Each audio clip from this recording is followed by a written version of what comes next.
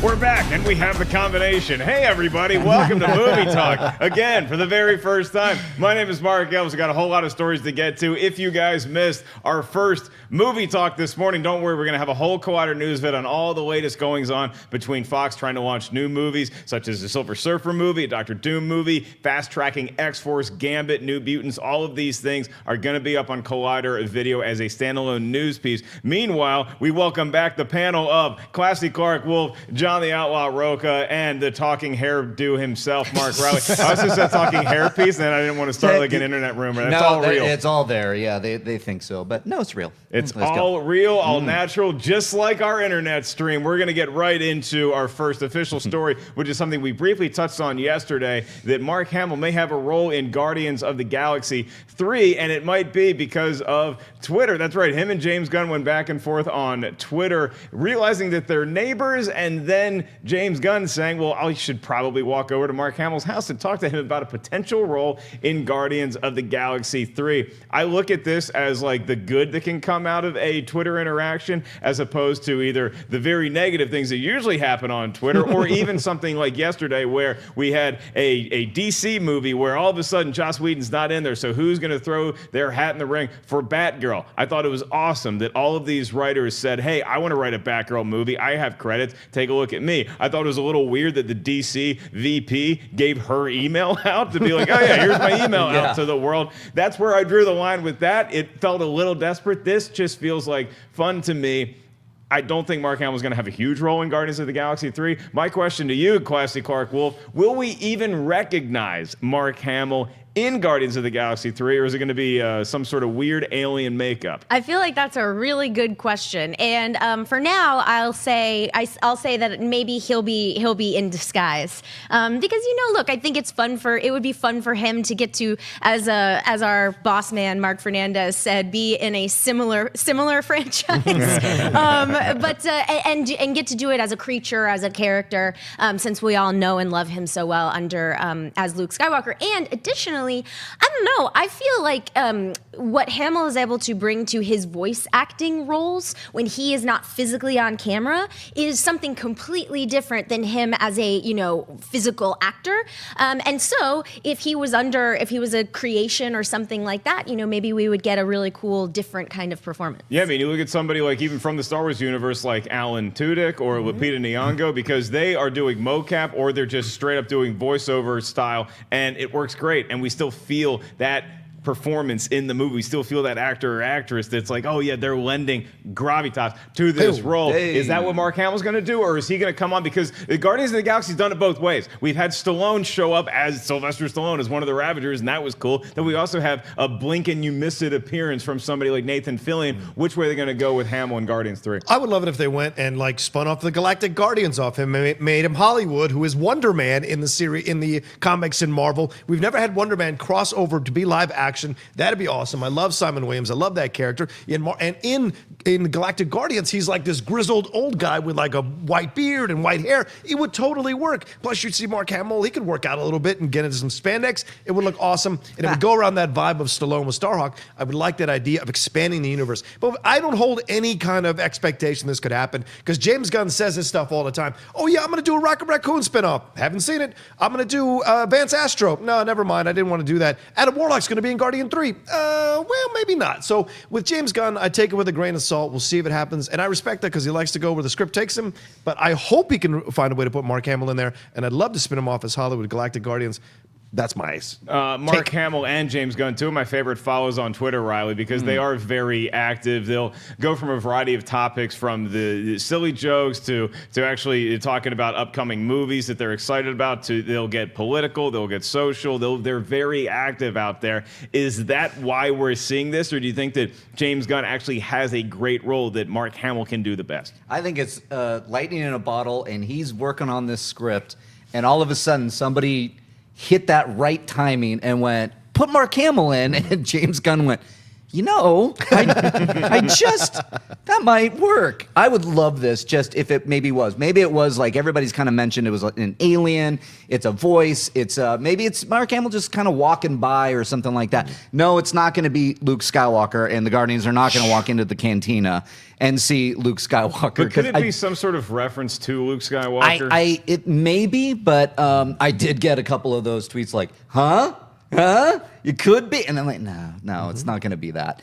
Although that would be really funny if it was Mark Hamill kind of looking like Luke Skywalker. Playing a version of Luke Skywalker is not foreign. He could be Cockknocker. Yeah, and they what a reference from downtown. What color is that lightsaber? That is for Kevin Smith. Get better, buddy. So it was green, you pervert. I think it could be an homage to Luke Skywalker, maybe an inside joke. Luke Skywalker at some kind of galactic bar, not Luke Skywalker, Mark Hamill, some kind of galactic bar. Wouldn't it be funny if they walked by and he's like, hey, you want to buy some death sticks? Get out of here. Oh, sorry. Takes off. I mean, but who knows? I think that this could go a number of different ways. It's a fun little thing, and it's also nice it's a nice little bump for Guardians of the Galaxy 3 going into it. We don't know if Mark Hamill's going to have a role. This all started when a young fan wrote James Gunn and asked about Hamill on Twitter. They said they met over coffee with Mark Hamill, describing himself as an unemployed actor. Mark Hamill, by the way, getting a star on the Hollywood Walk of Fame in March. That is awesome. That's like the one. I'd probably show up to that. I might show up to that ceremony. I It's would just love like, to. why not? Yeah, it's Luke Skywalker, it's Mark Hamill. This was my childhood hero. I'm so glad you brought up the Hollywood star, because I was so happy for him. And his tweet about it where he's like, in a million years, I never thought this was possible. Never, never, never. So I can't say dream come true, because I never thought this would happen. Yeah, and in It's that great. vein, him and William Shatner had a fun back and forth on Twitter about the star of the Walk of Fame. So follow Mark Hamill on Twitter. You're not going to regret it. You might regret being on Twitter in general, but not following Mark Hamill. Well, we go from a very fun light story to the entirely opposite side of the spectrum. That would be the Weinstein Company. According to Deadline, the Weinstein Company is set to declare bankruptcy after sale of the company talks ultimately failed after the fallout of the Harvey Weinstein scandal. The company he co-founded with his brother Bob has been attempting to salvage itself with the sale of all of its content to another owner. Investors Maria Contreras-Sweet, Ronald Burkle, and Dallas private equity firm Lantern Asset Management. The price was reported for $500 million, but now that the talks have failed, the board's only viable option to maximize the company's remaining value is an orderly bankruptcy process. Them filing for bankruptcy is not a wholly unexpected outcome, but it is a little surprising that other investors weren't able to come in and buy the company and turn it into something else. The Weinstein name, for good reason, is ruined in Hollywood forever, as it should be. There's a lot of factors that go into a company of that magnitude, and the Weinstein Company is a lot more than just Miramax or anything else that is cranking out independent cinema. I have friends that have written books under the Weinstein label. There's so many different artistic angles to this company, and it's a tough thing to tell all of them, hey, because the idiots at the top whose name is on the company effed up big time for decades, they deserve to be thrown under the bus, and then all these other people are going to be left scrambling. That's a hard thing to process, Mark Riley. It's a tough thing, but ultimately, I don't know that anybody that works at Weinstein, once this scandal started breaking, is going to be that surprised at this outcome. No, I'm not surprised at all. And, with all these talks that were trying to happen, I heard that they were going to restructure everything. They were going to implement a number of women in top positions, oust Bob Weinstein, and start from scratch, essentially. But in the meantime, while all this negotiation is happening, they cannot run the company. They don't have the funding to run the company. And so when all this stalled, they're like, yeah, we got to go bankruptcy because we have employees. And it sucks that it's trickled down to people that are not deserving of this, are not deserving to lose a job. But this is the reality of the situation. And look, go bankrupt. Just nuke that name and start from scratch. I don't know what they're going to do with these properties. There are wonderful movies in this catalog that they're looking for homes for. It'll be interesting to see what happens next. Yeah, Clarke, I mean, the hope is that you can sell off smaller ancillary companies that are involved with Weinstein, or at least the properties they're in, to somebody else. But it is a tough hurdle to get over. And again, like usually happens in big business, the people at the top are still going to recoup a fat check if they go bankruptcy. They're going to find a way to beat the system. They're going to find a way to get bailed out. that's not going to happen with everybody else. Yeah, this is a really big mess. Like, this is just a big, big mess, and it's really tangled and really complicated. And just to echo what Riley said, I mean, it's really sad because this is, you mentioned your friend had written a book for them. This is a company that isn't just the big Oscar movies that we all associate with the Weinstein Company. This is TV shows. This is independent films and so on and so forth. And all the people that will lose their jobs as a result, or shows that aren't going back into production, or at least are stalled for the time being or the foreseeable future. Like, I think that's just the biggest thing that regular audiences might want to understand, is that when this stuff happens, it affects everybody, and it's a drag. But at the same time, these guys at the top who are doing these breaking the law and doing horrible things for decades, I mean, they got to go. But it's a big, big mess. Yeah, I mean, Rocha, it's a cautionary tale in one sense, but it also, it's like most people, you might have even heard rumblings of what Harvey Weinstein was into for decades. Oh, yeah. And if you're just working at that company as some sort of, labor job or some sort of artistic endeavor, you hear things and then you go about your day. It's on the board of directors, which is the reason why this company is going bankrupt. So before I give a big, this is what should be happening, you have to feel for everybody else this is going to affect. Yeah, absolutely. And the thing is that's unfortunately the way capitalism works, right? Person starts a company, you go to work for that person. If that person gets involved with something, unfortunately, it's going to trickle down to you. That's why you see such an increase in self-owned businesses over the last 10 years in this country. That has been the reason. People don't want to work for people that they don't 100% trust, and that will cause them to have financial hardship because of their own proclivities, their own sexual whatever proclivities they may be, as we've heard all the alleged complaints against Weinstein. This whole thing is interesting too, because it was going along the sale, and then then Schneiderman came in, the New York Attorney General, and he filed a lawsuit against Weinstein. And filing the lawsuit is what kind of put a bump in the road to everything else, because Melissa Contreras-Sweet had set it all up. The $500 million, they were setting aside $90 million to pay these ladies who were accusing the sexual harassment. All that they all set it up. They were going to put a very female-centric board in charge. They were going to change the name. They were going to do all these great things, and the lawsuit kind of threw everything off. And they were trying to negotiate, but another company came in earlier to try and buy it, and they accused the board of doing some weird machinations. So we need to remember there's more involved here, and Weinstein Company may not be as innocent as we'd like to believe just because they moved Harvey out, or I think Glasser and then maybe Bob. There are other people involved in that board who are trying to save their money, their houses, their benefits. So all that stuff is happening. So if this goes to bankruptcy, it might be a good thing because it'll be transparent, and we'll see now what everybody's been doing behind the scenes and see how this goes down. So there's so much more to come for this story before it ever gets settled. Do you think they were just overvalued? Do you think that when that second company came in and gave them a valuation, that because it was so much higher than what Contreras-Sweet and her company were interested in doing, do you think that it's just because it was so overvalued at the time that nobody actually wants to touch anything for that price point? Yeah. That's why ultimately you have to file for bankruptcy? Yeah, I think so. And that's because once you hear, it's like, oh, I'm going to sell my car for $3,000. Really? I'll give you $7,000. What? Then all of a sudden you don't want to hear anything but $7,000. So once you get the idea that somebody can come in and pay higher, you kind of want to get that money as much as possible, because you also have to think about your future and your life and what you want to do, and how safe you're going to be financially in the future. Well, that's all for us here at MSNBC. We move back to movies, and we conclude that talk as we open up with opening this week. Death Wish and Red Sparrow, both the movies coming out into theaters this weekend. Death Wish has Bruce Willis. It's bald Bruce Willis, but it's an action movie, so I don't know how to feel about this. Is this going to be like the Die Hard with bald Bruce Willis, or is it going to be like, because those aren't good, but maybe Bruce Willis gets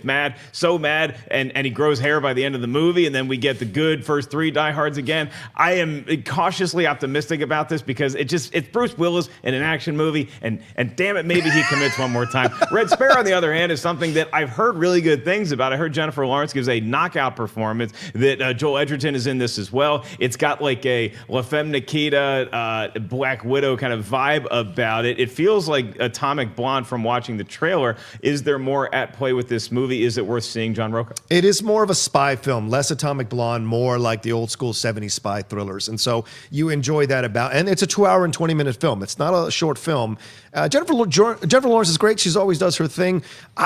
My opinion, I think it's, if you enjoy spy thrillers, go and take a look at it. I didn't like the last hour of the movie, but everything leading up to that was enjoyable. So there's enough people that like it, enough people that don't. So I think it'll do okay at the box office, but I don't think it's the Black Widow movie we were waiting for, honestly. Clarke Wolfe, which movie you seen at the box office this weekend? I'm going to probably go see Game Night because I didn't get to see it last weekend. And, Red Sparrow just hasn't been doing much for me by way of trailers. I've heard a lot of mixed things, but I think that's a good thing because it's been really like, I loved this was awesome, or I really did not like this. And as far as Death Wish goes, I love Eli Roth. I think he's a really smart guy. And I don't know what the hell this movie is. I don't know what it is. I know we're trying to keep it short, so I'm not gonna get into it. But you know what this is? This is the latest in the line of MGM reboots, alongside the RoboCop remake, which wasn't terrible, but also could have been better. The Carrie remake, which was a disaster, if you ask me. This is MGM just repackaging all their titles to Poltergeist, which again, not a disaster. I like Gil Keenan, but should have been better. So I think this is, at the end of the day, MGM trying to make a buck on their previous titles. Yeah, Riley, do you agree? I mean, part of me wants to believe in this movie because I, historically like Bruce Willis in action movies, but it also feels like he's done so many straight to Redbox action movies recently that the only reason this isn't in a Redbox right now is because of the name Death Wish. Yeah, exactly. It feels like it. It looks like it. And to echo what you're saying, Clarke, man, wouldn't it have been great if Eli Roth actually directed The Meg? I keep saying this. Yeah. He was up for it at the same time. He was going to do the big, giant, prehistoric shark movie. That's the Eli Roth movie I want to see. Put Bruce Willis in that. That would have been a better movie. Jason Statham. We're just switching him out. Yeah, look, so I'm not honest with you, I love Willis to death. I think Statham and his karate have a better chance against the giant shark than Bruce Willis does. Mean mugging it and having witty one-liners against it. Yippee-ki-yay, and then you're done. Like Jason Statham can at least karate kick some teeth out on his way into that giant. That shark's like 50 feet. How are you going to beat that shark? It's a giant shark. It's a very giant It's going to be a very large shark. Unfortunately, there's no giant sharks in either Red Sparrow or Death Wish, as far as we know, but The Meg's coming out later this year. Get ready, Oscars. It's going to be a big movie. We're going to move on to Agree or Disagree. This is the part of the show where we'll say whether we agree or disagree with the topic, and then fists will fly, as will fur. Antoine Fuqua, remember him? He did a bunch of good movies, including The Equalizer and The Magnificent Seven, and he was in talks to do Scarface. There was going to be a reboot of Scarface. It was going to take place in Los Angeles about the drug trade coming in from Mexico, and it was going to be called Scarface. And then Antoine Fuqua was like, I don't think I want to do this anymore. And now, according to a report from Deadline, him and Universal are back in conversations about the on and off Scarface remake. He left it over scheduling conflicts originally, did Fuqua, and these talks are said to be early. The movie was originally supposed to come out August 10th of 2018. Seeing as I don't have a director or any footage yet, probably not going to happen. It's now pushed back. Diego Luna was attached to star, but with the pushing of the date, Deadline now says that Luna is uncertain because of potential scheduling conflicts. Mark, Riley, will this movie happen? Should this movie happen, regardless of Antoine Fuqua's involvement? I don't think this movie should happen. I'm not clamoring for another Scarface remake. However, I do like the idea. Look, I know that the Scarface that we all know and love, except, well, maybe somebody at this table. Actually, two people at this table. Oh my God, I'm leaving. True. Oh my God, I'm going to leave. Anyways, Even split. It was a remake to begin with Pacino, so I know that they could update it, they could put it into today's society, today's LA. It bums me out to hear that Diego Luna, though, might walk away because of scheduling things. But they did remove the date. It was a bit. Everybody was like, "Oh yeah, they pushed the date for Scarface." I'm like, "Yeah." Antoine Fuqua is back to negotiate that, so they're going to reset. I think we're probably going to lose Diego Luna, and they're going to develop this again with the idea of probably casting another person going down the line. Did you know Howard Hawks directed the original Scarface? Yes, I did. And I know you saw it in theaters, but like and Howard Hughes produced it and all of these things. Yeah. So you're a huge Scarface fan, though. And honestly, I have this question about. Yeah. So you saw Scarface and you loved the 1982 version, 83. and you're like, this is great. So was it 82 or 83? 83. Okay, good. You get a point. Do you want to see this remade in a different time setting? Because to me, it feels like I love Antoine Fuqua. I want to see whatever that guy is going to put to screen, but he's in talks talks for this again, and I was kind of happy when he left because I'd rather see him do his own thing, making cool action movies. This just feels like it's like the Death Wish thing. It's like, hey, it's a totally different story, but we're going to take this name brand, and Scarface has a lot more name brand value than Death Wish does, and that's how we're going to make money. Yeah. I love the idea. No, listen, I think Oh, it's... boy. At first, I was not happy about them remaking Scarface because regardless of what you two say, it's a damn classic, and it's an incredible film, and Pacino's fantastic in it, and it's... A lot of people love this film and kind of call it as a rite of passage for them enjoying these kind of crime films. Okay. Those of us with a harder edge. But like this, the thing about this film, though, the thing about this idea, though, that excites me was the Coen brothers wrote the script. So what kind of Scarface film can the Coen brothers come up with? And Paul Mooney did the original, and that was Italian gangster, right? What we saw with Scarface that De Palma did was a Cuban gangster. I would like Fuqua to do maybe a black gangster. Maybe we get Michael B. Jordan coming in, doing this thing, rising to the top, and then showing what can happen if you become too obsessed with your power and you lose your connection to humanity and you become too paranoid, too crazy about things. And it's a cautionary tale. Scarface is a cautionary tale, no matter what version you see. But the idea of the sister-brother thing is interesting to explore now in light of Game of Thrones. So there's a lot that could play out here that could be interesting for this time. And Fuqua's the right guy to do it, but I don't think they should go the Latino angle again. So I'm fine that Diego's not on it. Yeah, I mean, look, I'm not a huge fan of the 1983 Scarface, and part of the reason, but it's like everybody celebrates Pacino in that movie so much, and I think that people watch that movie just get the wrong idea. When people see Wall Street, they actually root for Gordon Gekko, and my moral compass definitely doesn't point north most of the time, but I just don't think the movie's that good anyway, and I know you feel the same way, Clarke. It's not a horrible movie. I'd give it 3 out of 5 spots. I'd give it 2.5 out of 5 spots, something like that.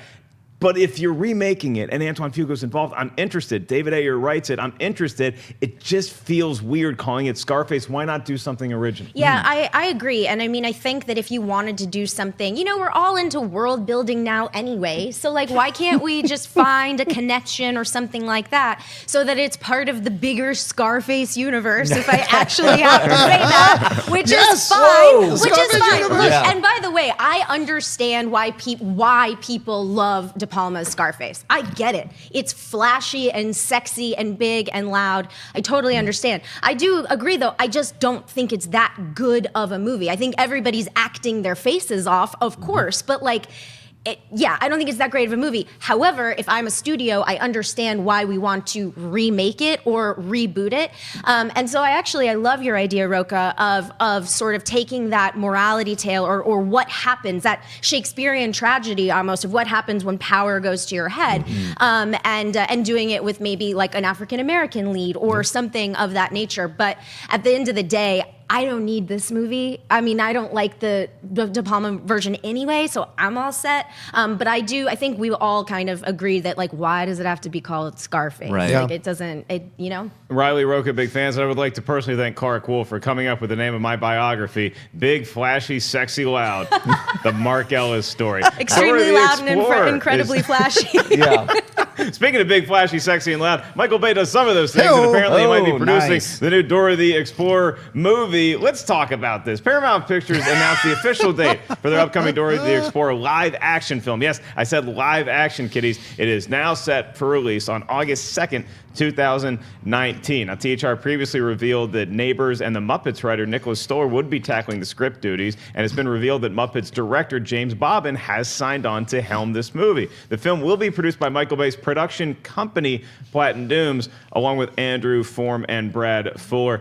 I'm not too concerned about the Michael Bay influence of Dora the Explorer. I just think this could be a really good thing for a lot of young men and women to get to see a character they grew up loving and that they probably will still love when this movie comes out. And then for all the little kiddies out there, that I never want to be a parent of any of you, but I'm rooting for all of you. And so if you get to see Dora the Explorer, I think that'd be a fun thing if they cast it right and if Michael Bay is hands off. I don't want to see any of that Transformers 5 over-sexualizing of a 15-year-old girl. I don't want to see any of that stuff, okay? Agreed. I just want to see a nice, clean, family, fun adventure. I don't want this to be Tomb Raider. I want this to be somebody going across the world, exploring whatever the hell Dora does, because I don't watch the show. There's been 172 episodes, not seen a one. I'm looking for wholesome family content. Is this the right guy to direct the movie? James Bond. James Bond.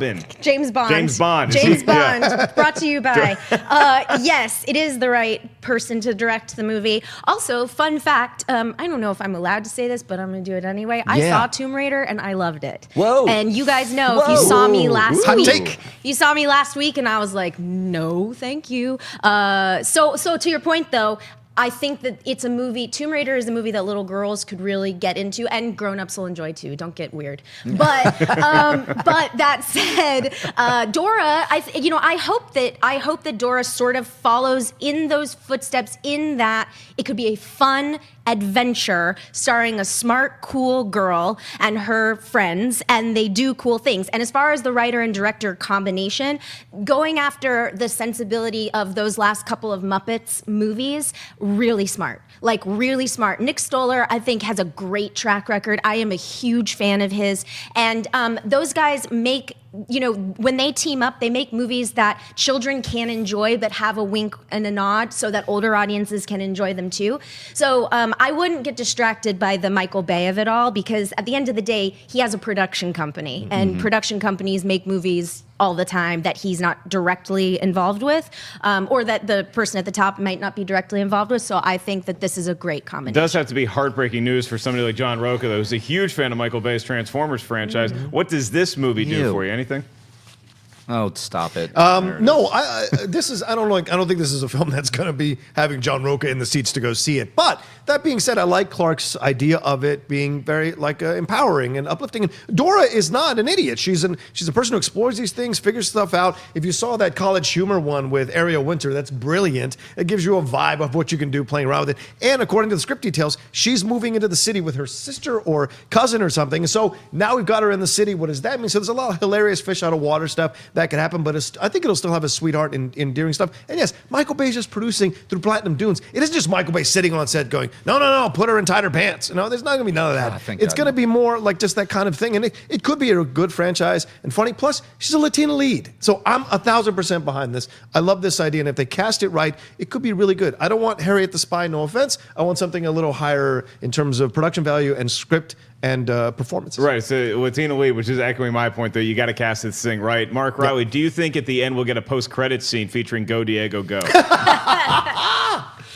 You laugh, but yes. He better be in it. Are He you better kidding be me? in it. Yes.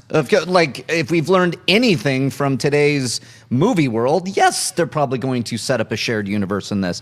Yes, I mean, this is a huge franchise for kids that are now growing up.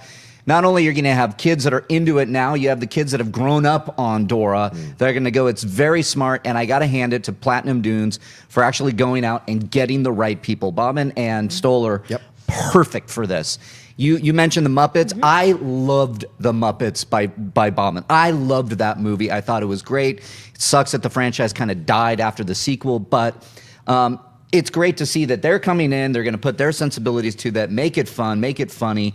And yeah, like I got to hand it. Platinum Dunes, I've always been very critical on them because of their take on horrors. This seems different, and I'm excited that they're going to put their creative juices behind this. Here's my idea. I think I pitched this before on Movie Talk, and maybe it went on deaf ears at the time, Platinum Dunes, but you make this in a shared universe with Carmen Sandiego. Dora's an explorer. Carmen Sandiego's always on the run. There's one person on Earth that could find Carmen Sandiego. It is Dora the Explorer. Yeah. And Go Diego Go. They're going to go get Carmen Sandiego. She's in Rio de Janeiro, okay? I'm just kidding. She's in Rio. She's always in Spoiler Rio de alert. Janeiro. Come on, man. I know, Jeez. man. Jeez. She was just Why don't you there. tell me where Waldo is now? Gosh. He's at the beach. There he is. There it is. At the beach. We have one There he more is. story to get to. Next to the hot And dog that is stand. we have casting for the new Captain Marvel movie starring Brie Larson to announce, and that is Jemma Chan is going to be joining the cast as the antagonist, at least in the comics. Captain Minn-Erva. She's a geneticist and a spy from the alien race Kree. It's nice that even alien races have geneticists. Mississippi Grind directors Anna Boden and Ryan Fleck are directing the project about Carol Danvers, an Air Force pilot whose DNA fuses with an alien. Scandal! Giving her special powers. A release is set for March 8th, 2019. John Rocha, Yeah. I don't know a whole lot about the Captain Marvel backstory as well as Captain Minn-Erva. Jemma Chan, she's from the show Humans, Yep. so now she's coming in and playing who we assume is going to be an antagonist, Captain Minn-Erva, or could this go in a different direction? No, yeah, she's definitely going to be an antagonist and will be Captain Marvel's equal in terms of power. Her obsession throughout the comics has been to get Captain Marvel's genes, DNA, to create a higher race of Krees, a more powerful race of Krees. And so that's her drive, that's her ambition. And Captain Atlas is involved in her story. If Captain Atlas, maybe Ben Mendelsohn will be playing Captain Atlas. Maybe Rick Jones is in this. That's what I love about the cat. They cast this character, then they said, but they didn't say anything else. So our minds can run, those of us who understand the Captain or who know the Captain Marvel universe, of what could happen. And she is every bit Carol Danvers equal and is angry because Captain Marvel gives his DNA to Carol Danvers, whereas Minn-Erva wanted the DNA for herself. There's so much that can be involved here that is exciting. And Jemma Chan is a really good actress. Haley Fouch and I did a piece on this yesterday, and I went home and watched a couple of episodes of Humans to see her. She's incredibly powerful as an actress, subtle and layered and complex. So once again, great casting by Marvel. Dr. Minn-Erva is a very interesting character, go a lot of directions, and it's a villain that you will understand, kind of like Killmonger, because if they do it right, she's only trying to make sure her race survives. And that kind of, though it's maybe in a villainous way, you can understand the motivation. So I like that it's a little more of a rounded character than just twirling the mustache. Yeah, Clarke, do you agree with that? That this is just going to continue the path that Marvel has set with Killmonger, where you get that more emotionally complex villain where you can actually see their point of view? I think that's a really smart play by Marvel to make that one of the bigger goals in going forward. Because I think in order to sustain the success and the audience interest of these movies, especially as they're phasing out some of their more familiar characters and bringing in new ones, the stories have to be exciting and compelling on a deeper level. And we've seen those reactions from Black Panther. And I just was looking up actually Gemma's filmography, and she has been in a ton. Yeah. And the fact that, and granted, I'm not saying that I know or recognize everyone or everything, but I didn't know exactly who she was. And so it seems like this could be a huge breakout for her. This is rather superficial, but she's stunningly beautiful. I'm just like, wow. So I look forward to watching her and Brie Larson go at it. And Asian. Minn-Erva super is important. Minn-Erva is very clearly a kind of a white construction with blue skin. But this is an Asian actress, so this is great. I love this. Mark Riley, your take on Jemma Chan being cast? Well, I'm not familiar with their work, but I everything you guys said. What is exciting for me is that every time we get a casting, we kind of learn a little bit of plot, and so I love hearing Kree spy, and then I think Kree Skrull war, and we're getting into a very popular line of comics that is probably the highlight of that era in comic book storytelling.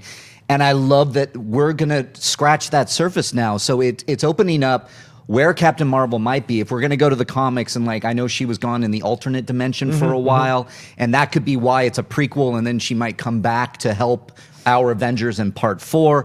But what does it mean? I know we have Ben Mendelsohn as the Skrull, or rumored or reported to be a villain Skrull. So there's some intergalactic warfare in this comic line is going to be really fascinating. I love that we might be getting this on screen in a Marvel movie. That's what's exciting for me. But I'm excited that we get this cast. I love it. We are going to move on to our social media play. I want to get everybody's take in there. And we also want to remind you at the end of this show, we're going to save some time for your live Twitter questions. You can tweet us at Collider Video and use the hashtag Collider Movie Talk. Before we end the show, I just want to do it now. Riley, where can the kids find you? Give it to me. Yeah, at Riley Around on Twitter and Instagram. And watching out for this guy who's had a gun on my head the entire time. I know. I was going to take a picture of that. Believe me, Twitter got about 18 pictures. Don't worry. You got Jennifer Lawrence right there. What's the Primal Rage? What is the Primal Primal I Rage? have no idea, Is it but that's video the game? movie I want to see. And apparently, Bigfoot died because he's being reborn. Yeah, So Bigfoot reborn. It's like Okay, well, our condolences to the entire Bigfoot family. we did not know ahead of time, and in lieu of flowers, please send a donation to your natural wildlife preserve. Clarke Wolfe, where can the kids find you? you can find me at Clarke Wolfe, Clarke with an E, Wolf with an E, and on the Sending the Wolf podcast, where I have Louis Fertel talking about Rear Window. John Rocha, where can the kids check you out? You guys can always find me at The Rocha Says on Twitter and on Instagram. New episode of the Top 10 Show. Today, we welcome Gray Drake to talk Top 10 Best Actor Snubs. That's actors who were nominated and did not win the Best Actor and should have. One of my favorite human beings on the planet, Gray Drake. Yes, she she walks is. into a room and it just lights up. Yep. We hope to light up the Movie Trivia Schmodown, the live event on March 15th. The Ides of March live at the El Portal Theater in North Hollywood. We got a huge undercard match. That's the Wildberries versus the Real Rejects. And then the main event, JTE versus Rocha. And yes, this is live. We are going to be on stage doing movie trivia. Kristian and I will be there hosting the whole shindig. You can get tickets right now. Grab them now because they are going fast. You can go to either Kristian or I social media to check out more information. You do not want to miss this once-in-a-lifetime event. Check out the Movie Trivia Schmodown live, March 15th at the El Portal Theater. We also have Collider Heroes is up, as well as the new Movie Trivia Schmodown Team Edition is going to be dropping later on today. And Jedi Council every Thursday. Plus, make sure you guys check out our review of Season 2 of Jessica Jones. We reviewed the premiere of Jessica Jones. It's up now as well as the Rebels review of the past 2 episodes that aired last night. So we're going to save some time for your live Twitter questions. Here's a great one that came in. This is from Ian Fee, at Ian Fee. And this is actually true what he wrote. He wrote, "Hey guys, thanks for covering the Hamill gun story at the top of the show. Actually, it was my tweet that started the ball rolling. Nice. Yes. So thank you for calling me a young fan. He's 47 years old. That is very young. nothing wrong with Ian. that. Right. You're 47 years young. Great show as always. Thank you for being a fan, and thanks for, awesome. dude, you might have gotten Mark Hamill in a Guardians of the Galaxy movie. Take 10%. Yeah, I was gonna Ask for say, your Do you 10%. get a cut of that? Yeah, right? You can take Rocha to Panera with that Let's kind do of it. money. All right, we'll do one real Twitter question, but that was great. Thank you for reaching out to us. That's Ian. amazing. Here we go. J. Scott Sinclair writes, "This is a tough one to answer, so I'm going to give you guys some time. Oh boy. I'll answer first." And his question is, with Isle of Dogs soon to hit theaters and Early Man already available, what are your favorite theatrically released stop motion movies of all time? Man, that is tough because I've enjoyed a number of the Wallace and Gromit flicks that have come out over the years. I am going to say Box Trolls. Box Trolls. Box Trolls, not just yeah. because it's fun to say Box Trolls, because they're also looking for cheese, and it was just such a fun movie where you get in there, and I just have this block against going to see animated movies occasionally where I'm like, all right, and I usually leave very, very happy about the experience, and Box Trolls was my favorite that I can recall. Mark Riley? Isle of Dogs is one of my most anticipated because of Fantastic Mr. Fox. I'm sorry, that's my favorite because it's Wes Anderson and it's beautiful and it's funny and it's heartfelt. And I'm hearing wonderful things of Isle of Dogs, so I can't wait to see that. But I'm going to go with Fantastic Mr. Fox. Fantastic Mr. Fox, one for Box Trolls. Clarke Wolfe. I'm trying to think of what exactly is included in this subgenre. So, Yeah. like, for instance, Coraline and ParaNorman are not stop motion. I think they are. ParaNorman, Oh, they are? ParaNorman and Absolutely. Coraline is because I almost chose that. Okay. Yeah. Well, then I don't. Frankenweenie For sure. too, right? Oh yeah, Frankenweenie. and Corpse Bride. Yep. Okay, Yes. so I don't want to steal all of them. Sorry, that was I named them off. But I really loved ParaNorman. I think that movie is excellent, and I had the opportunity to see it in 3D, which I think is the way to see those movies because they're just so they are 3-dimensional things that are being captured. Well, like people, I guess, but. Is this Clarke Wolfe realizing she's a real life Wait, human? what? But no, ParaNorman is a great. It uses genre in such great ways, but also it's such a fun adventure that has a really great inclusive message, which I love, and it's just darn fun and funny and cute and charming. So I'm going to go ParaNorman. ParaNorman, Box Trolls, and the Fantastic Mr. Fox. Rocha, as somebody who is 2-dimensional, Yes. how do you feel Yeah. about this world? I love this world when it's done right. I mean, I grew up at the time. I mean, Harry Housen and I went to high school together, so we were creating those things. Like when he was doing those things for his little student films, I really loved those. Gonna look that Come up. on, you look it up. Sinbad, Seventh Voyage of Sinbad. But I love. We'd be remiss not to mention Nightmare Before Christmas. That's a stop motion thing. A lot of people love. Oh yeah. But I am in Riley's camp. Fantastic Mr. Fox is my favorite one, bar none. The humanity that they imbue these characters with, the movements, the sadness, the wife stuff with Meryl Streep and George Clooney having this like breakdown in their family and their marriage and all this. It's just fantastic, very human stop motion film that I thoroughly love, and I'm looking forward to Isle of Dogs. And I think Frosty saw it in Berlin and said it was fantastic. So I'm looking forward to it. Look at that. You come in for movie news, and then you also get Tomb Raider's pretty good, Isle of Dogs is pretty good. Don't quote me on that. I And wasn't like we supposed to say said, it. Clarke Wolfe raving. Clarke Wolfe, brand new human being, raving about how Tomb Raider is the best movie of all time. It's so much better than Scarface, it is ridiculous. It's way better than Scarface. Just a quick reminder to you guys, Collider Video is also going to have a Collider News piece on the Fox, the Silver Surfer, and Doctor Doom, all the potential fallout from that announcement today that Fox is fast-tracking a number of their movies in the X-Men universe. We did cover it on Movie Talk, then we took a quick commercial break, then we came back for the rest of the rundown. My name is merely Mark Ellis. I'm just running this ship at Mark Ellis Live. You guys can find me this weekend at the Portland Helium Comedy Club, Thursday through Saturday. You can get tickets at markellislive.com. Here's Mark with other stuff. Hey everybody, Mark Ellis here. Thanks for watching this episode of Collider Movie Talk. You want to watch more? Then click up here, or you can click right here for more great content from Collider. And if you haven't subscribed to Collider Video, do so right now and share this vid with your friends. Thanks for watching.